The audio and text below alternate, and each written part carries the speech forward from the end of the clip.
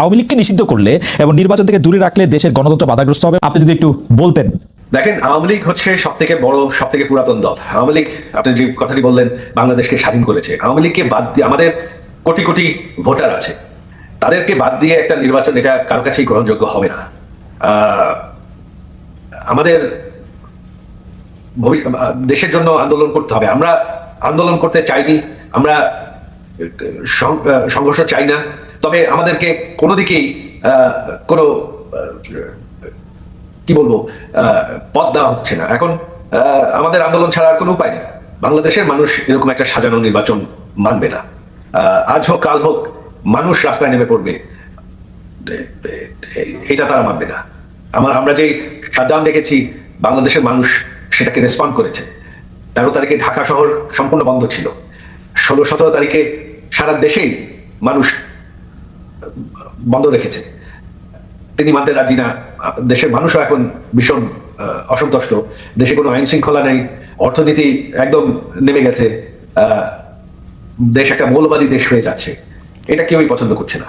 আপনি কি মনে করেন না যে আওয়ামী লীগ মানে রাজনৈতিক দল হিসাবে এতটাই দুর্বল এখন হয়েছে, মানে বিভিন্ন জায়গায় আমার কাছে যেরকম লোকজন বলে আর কি, আওয়ামী লীগ পরিচয় দিতেও মানুষ এখন আসলে স্বাচ্ছন্দ্য বোধ করে না? আওয়ামী লীগে তো এরকম অবস্থা কখনো ছিল না। আমাদের দল হচ্ছে আওয়ামী লীগ।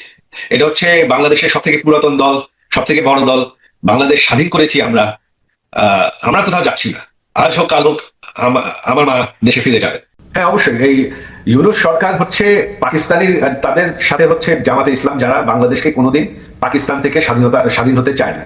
তারা 71-এ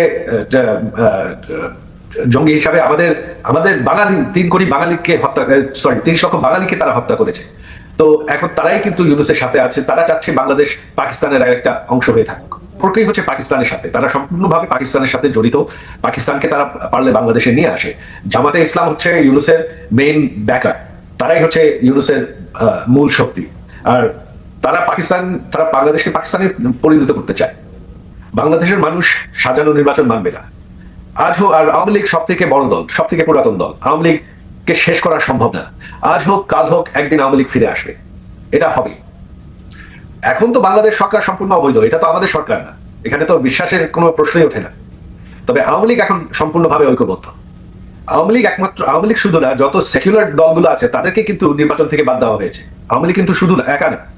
তো সেকুলার ফোর্স যদি আপনি বাদ দিয়ে মৌলবাদীদেরকেই ক্ষমতায় আনতে চান একটা সাজানো নির্বাচন করে, তাহলে তো অবশ্যই ভারতের জন্য একটা ভয়ঙ্কর পরিস্থিতি হবে। জনাব মির্জা ফখরুল ইসলাম আলমগীর মনে করছিলেন যে ইউএনবির খবর অনুযায়ী আওয়ামী লীগ, মানে ইউএনবির খবর থেকে আমি যা জানলাম সেটা হচ্ছে আওয়ামী লীগকে নিষিদ্ধ করলে এবং নির্বাচন থেকে দূরে রাখলে দেশের গণতন্ত্র বাধাগ্রস্ত হবে, এবং তিনি আওয়ামী লীগকে নিষিদ্ধ করার পক্ষে নন। ভার্চুয়ালি বিএনপির আমি দ্বিতীয় বলবো না তৃতীয় বলবো আমি ঠিক জানি না, কিন্তু বিএনপি নীতি নির্ধারকদের একজন তো বটেই উনি, এবং সর্বোচ্চ নীতি নির্ধারকদের একজন। তিনি মনে করছেন যে আওয়ামী লীগ এখন মাঠ ছাড়া হলেও তাকে ব্যান করা সেটা গণতন্ত্রের জন্য, রাজনীতির জন্য ভালো হবে না। আপনার বিশ্লেষণ একটু শুনতে চাই। যেই স্বৈরাচার পালিয়ে গিয়েছে, যেই স্বৈরাচারকে বাংলাদেশের জনগণ বিতাড়িত করেছে আন্দোলনের মাধ্যমে, সেই স্বৈরাচার এই দেশের প্রত্যেকটি ক্ষেত্রকে কিভাবে ধ্বংস করে দিয়ে গিয়েছে, এটি আমরা জীবনের পরতে পরতে অনুভব করতে পারি। কিভাবে দেশের অর্থনৈতিক ব্যবস্থা ভেঙে দিয়ে গিয়েছে, কিভাবে দেশের আইন শৃঙ্খলা ভেঙে দিয়ে গিয়েছে, কিভাবে দেশের শিক্ষা ব্যবস্থাকে ধ্বংস করে দিয়ে গিয়েছে, কিভাবে দেশের স্বাস্থ্য ব্যবস্থাকে ধ্বংস করে দিয়ে গেছে, কিভাবে দেশের প্রাকৃতিক অবস্থাগুলোকে, নদী নালা খাল বিল বন জঙ্গলকে ধ্বংস করে দিয়ে গিয়েছে, কিভাবে দেশের কৃষি, যেটাই বলি না কেন, সব কিছুকে যেভাবে ধ্বংস করে দিয়ে গিয়েছে, এর ভুক্তভোগী কিন্তু এই দেশের মানুষ। এখন একটি রাজনৈতিক দল হিসাবে এবং এই মুহূর্ত পর্যন্ত আত্মবিশ্বাসের সঙ্গে আমরা বলতে পারি বাংলাদেশের জনপ্রিয় রাজনৈতিক দল হিসাবে বিএনপির দায়িত্ব হচ্ছে দেশকে সঠিকভাবে পরিচালনা করা। দেশের মানুষ যখন বিএনপিকে দেশের দায়িত্ব পরিচালনার দায়িত্ব দেবে। প্রিয় ভাই বোনেরা, যেদিন স্বৈরাচার পালিয়ে যায়, আমাকে মহাসচিব সাহেব তখন ফোন করলেন। ফোন করে বললেন যে জাতীয় সরকার গঠিত করলে ভালো হয় কিনা, অথবা আমরা জাতীয় সরকারে যাব কিনা। তখন বিভিন্ন রকম একটা হেফাজত কন্ডিশন। আমি তখন বলেছিলাম যে আমরা জনগণের রায় মাথা পেতে নেব, আমরা জনগণের কাছে যাব, আমরা জনগণ যে সিদ্ধান্ত দিবে তাই আমরা মাথা পেতে নেব। কাজেই আমি সেই মুহূর্তে মনে করেছিলাম যে জাতীয় সরকারে আমরা যাব না। আমাদের লক্ষ্য, আমাদের উদ্দেশ্য সবকিছু নিয়ে আমরা জনগণের সামনে দাঁড়াবো। আমরা স্লোগানে বলি যে জনগণই আমাদের সকল ক্ষমতার, রাজনৈতিক ক্ষমতার উৎস। কাজে জনগণই যদি আমাদের রাজনৈতিক ক্ষমতার উৎস হয়ে থাকে, তাহলে কেন আমরা জনগণের সামনে গিয়ে দাঁড়াবো না? আমাদের লক্ষ্য বলবো দেশকে নিয়ে, জনগণকে নিয়ে, আমাদের উদ্দেশ্য বলবো দেশকে নিয়ে, জনগণকে নিয়ে, এবং জনগণ যে সিদ্ধান্ত দেবে আমরা মাথা পেতে সেই সিদ্ধান্ত নেব। প্রিয় ভাই বোনেরা, তোমাদের নিশ্চয়ই মনে আছে আজকে থেকে প্রায় 3 বছর আগে বাংলাদেশে তখনও স্বৈরাচার বিপুল দাপটে এই দেশকে, দেশের মানুষের বাক স্বাধীনতার গলা টিপে রেখেছে, দেশের মানুষের রাজনৈতিক অধিকারের গলা টিপে রেখেছে। কিন্তু সেই রক্তচক্ষুকে উপেক্ষা করে আমরা দেশের মানুষের সামনে সংস্কার প্রস্তাব দিয়েছিলাম, যেটি 31 দফা হিসাবে পরিচিত সকলের কাছে, তাই নয়? মনে আছে নিশ্চয়ই তোমাদের। এই 31 দফার মধ্যে তোমরা 31 দফা মানুষের কাছে নিয়ে গিয়েছ। আজকে আমরা 31 দফার ভেতর থেকে বিভিন্ন শ্রেণীর মানুষের কিভাবে আমরা ভাগ্যের পরিবর্তন ঘটাতে পারি সংক্ষেপে তোমাদের সামনে আজকে 8টি সাবজেক্ট উপস্থাপন করা হয়েছে। এর মধ্যে আছে, এখানে এক বোন বলেছে সে ক্ষুদ্র জনগোষ্ঠীর প্রতিনিধি হিসেবে বলেছে, তার প্রশ্নটি অন্যরকম ছিল। অন্য অনেকেই বলেছে, শিক্ষা নিয়ে বলেছে, অনেক কিছু নিয়ে বলেছে। দেখো, বাংলাদেশ যখন 1971 সালে স্বাধীন হয়, সেই স্বাধীনতা যুদ্ধে লক্ষ লক্ষ মানুষ যুদ্ধ করেছে, লক্ষ লক্ষ মানুষ প্রাণ দিয়েছে যুদ্ধে। অর্থাৎ দেশটি স্বাধীন করার জন্য কিন্তু লক্ষ লক্ষ মানুষকে এক কাতারে এসে দাঁড়াতে হয়েছে। আজকে আমরা দেশ গড়ার পরিকল্পনা, এই কাজটি যদি আমাদেরকে সফল করতে হয়, সারাদিন যে সকল বিষয় নিয়ে তোমরা আলোচনা করলে, এই কাজগুলোকে নিয়ে যদি আমাদের সফল করতে হয়, অর্থাৎ দেশকে যদি সামনে নিয়ে যেতে হয়, মানুষকে যদি তার অবস্থান পরিবর্তন করে ভালো অবস্থানে নিতে হয়, তাহলে আমাদের সকলকে কাঁধে কাঁধ মিলিয়ে কাজ করতে হবে। আমি গত 5ই আগস্টের পর থেকে আমি গত প্রায় 1 বছরের বেশি সময় ধরে বলে আসছি যে আমাদের সামনের সময়গুলো কিন্তু খুব ভালো নয়। সামনে অনেক কঠিন সময়ে অপেক্ষা করছে আমাদের জন্য। বিভিন্নভাবে বিভিন্ন রকম ষড়যন্ত্র বিভিন্ন জায়গায় হচ্ছে। এই ষড়যন্ত্র রুখে দিতে পারে এই দেশের জনগণ, এবং এই ষড়যন্ত্র জনগণকে নিয়ে সাথে রুখে দিতে পারে বিএনপি, বাংলাদেশ জাতীয়তাবাদী দল। এই ষড়যন্ত্র রুখে দেওয়ার একমাত্র উপায় হচ্ছে গণতন্ত্র, গণতন্ত্র এবং গণতন্ত্র। আমরা যদি গণতন্ত্রকে প্রতিষ্ঠিত করতে পারি, যে কোনো মূল্যে জনগণের মতামতকে প্রতিষ্ঠিত করতে পারি, তাহলে অবশ্যই অনেক ষড়যন্ত্রকে আমরা রুখে দিতে পারবো। কিন্তু ষড়যন্ত্রকে রুখে দিতে পারলেও তারপরেও কিন্তু সামনে অনেক কঠিন সময়। একটু আগেই আমি বলেছি, এবং তোমরা নিজেরাও জানো, তোমরা আজকে ছাত্র দলের প্রতিনিধি হিসাবে এখানে প্রত্যেকে উপস্থিত আছো, ছাত্র হিসাবে তোমাদের নিজেদের ধারণা আছে প্রত্যেকটি ক্ষেত্রে একটি অরাজকতা বিরাজ করছে। কাজে আমরা এখানে আজকে অর্থনীতি নিয়ে আলাপ করেছি। আমরা এখানে তরুণ যে সমাজ, কয়েকজন তোমরা প্রশ্ন করেছো, তরুণ যে সমাজ, তাদের সামনে সবচেয়ে বড় যেই সমস্যাটি তাদের কর্মসংস্থানের বিষয়, এই কর্মসংস্থানের বিষয় নিয়ে আমরা আজকে এখানে আলাপ করেছি। আমরা দেশের মানুষের স্বাস্থ্য নিয়ে এখানে আলোচনা করেছি। আমরা এখানে দেশের যে অর্ধেক সমাজ নারী সমাজ, এই নারী সমাজকে কিভাবে এম্পাওয়ার করা যায় এবং তাদের কন্ট্রিবিউশনকে সমাজের মধ্যে নিয়ে আসা যায়, এবং যেটা শুভ ফল দেশের অর্থনীতি, দেশের সমাজ ব্যবস্থা, পরিবার, স্বাস্থ্য সবকিছুর উপরে সে শুভ অবস্থাটা পড়বে, কিভাবে সেটা করা যায় তা নিয়ে আমরা আলোচনা করেছি। দেশের পরিবেশ নিয়ে আমরা আলোচনা করেছি।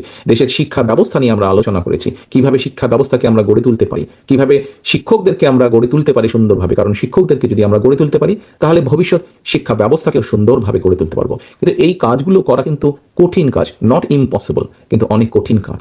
এবং দেশ এবং জাতিকে যদি নেতৃত্ব দিতে হয় তাহলে অবশ্যই একটি পরিকল্পনা আমাদের সামনে থাকতে হবে।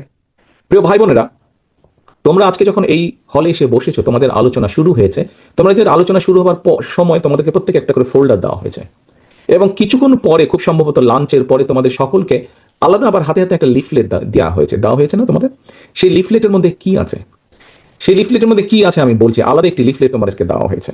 এখানে সোহেল আজকে যে অনুষ্ঠান পরিচালনা করছে, আমাদের জয়েন্ট সেক্রেটারি সোহেল, তার বক্তব্যে সোহেল কিন্তু একটি গুরুত্বপূর্ণ কথা বলেছে।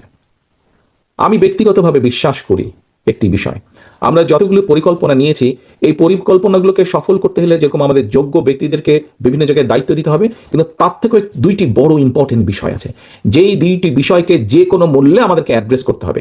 এবং এই 2টি বিষয়কে যদি আমরা অ্যাড্রেস করতে না পারি, আমাদের পুরো জাতি এবং দেশ সংকটের মধ্যে পড়বে। কি 2টি বিষয়? 1, দুর্নীতি, যে কোনো মূল্যে এই দুর্নীতির লাগাম টেনে ধরতে হবে। 2, আইন শৃঙ্খলা পরিস্থিতি, যে কোনো মূল্যে আইন শৃঙ্খলা পরিস্থিতির লাগাম টেনে ধরতে হবে। যদি আমরা দুর্নীতি এবং আইন শৃঙ্খলার লাগাম টেনে ধরতে না পারি, তাহলে আমরা যে পরিকল্পনাগুলি গ্রহণ করেছি মানুষের স্বাস্থ্য নিয়ে, দেশের ভবিষ্যৎ সন্তানদের শিক্ষা ব্যবস্থা নিয়ে, নারী সমাজকে এম্পাওয়ার করার জন্য, দেশের কৃষি ব্যবস্থা, প্রত্যেকটি পরিকল্পনা আমাদের বাধাগ্রস্ত হবে, স্লো হয়ে যাবে আমাদের। সেজন্যই আমাদের সরকার গঠনের সুযোগ পাওয়ার সাথে সাথে সর্বপ্রথমে আমাদেরকে নজর দিতে হবে, সর্বপ্রথমে আমাদেরকে ব্যবস্থা করতে হবে দুর্নীতির লাগাম কিভাবে আমরা টেনে ধরবো। প্রিয় ভাই বোনেরা, তোমাদের হাতে যে লিফলেটটা দেওয়া হয়েছে, এই লিফলেটের মধ্যে একদম তথ্য দিয়ে উপস্থাপন করা হয়েছে যে বিএনপি 2001 সাল থেকে 2006 সাল পর্যন্ত যখন দেশ পরিচালনার দায়িত্বে ছিল, তার আগে এই যেই স্বৈরাচারকে বিদায় করা হয়েছিল, সেই স্বৈরাচার যখন দেশ ক্ষমতায় ছিল, সেই সময় কিভাবে তারা দুর্নীতি ছেয়ে ফেলেছিল দেশকে, এবং 2001 সালে দায়িত্ব পাবার পরে কিভাবে খালেদা জিয়া সরকার ধীরে ধীরে ধীরে ধীরে দুর্নীতির অবস্থার উন্নতি ঘটিয়েছিল, দুর্নীতি থেকে ধীরে ধীরে কিভাবে দেশকে বের করে নিয়েছিল, এটি আন্তর্জাতিক সংস্থার যে অ্যানালাইসিস, সেই অ্যানালাইসিস একদম পুরো সুন্দরভাবে তোমাদের সামনে তুলে ধরা হয়েছে সেই লিফলেটটার মধ্যে। কাজেই আমরা দৃঢ়ভাবে অত্যন্ত আত্মবিশ্বাসের সঙ্গে বলতে পারি, এই বাংলাদেশে যদি দুর্নীতির লাগাম টেনে ধরতে পারে, তাহলে একমাত্র বাংলাদেশ জাতীয়তাবাদী দলই পক্ষেই সেটা সম্ভব। সেটি করা সম্ভব একমাত্র কারণ আমরা অতীতে করেছি, আমরা ইনশাল্লাহ ভবিষ্যতে দেশের মানুষ ভবিষ্যতে ইনশাল্লাহ আমরা সেই কাজটি করিয়ে দেখাতে পারবো। প্রিয় সহকর্মীবৃন্দ, কেউ কেউ বলে থাকে স্বৈরাচার যেভাবে বিএনপি সম্পর্কে, এই যে স্বৈরাচার, পলাতক যে স্বৈরাচার, তারা বিএনপির সম্পর্কে যেসব মিথ্যা প্রোপাগান্ডা ছড়াতো, আমরা ইদানিং লক্ষ্য করছি কিছু কিছু ব্যক্তি বা দল ঠিক একই সুরে গান গাই।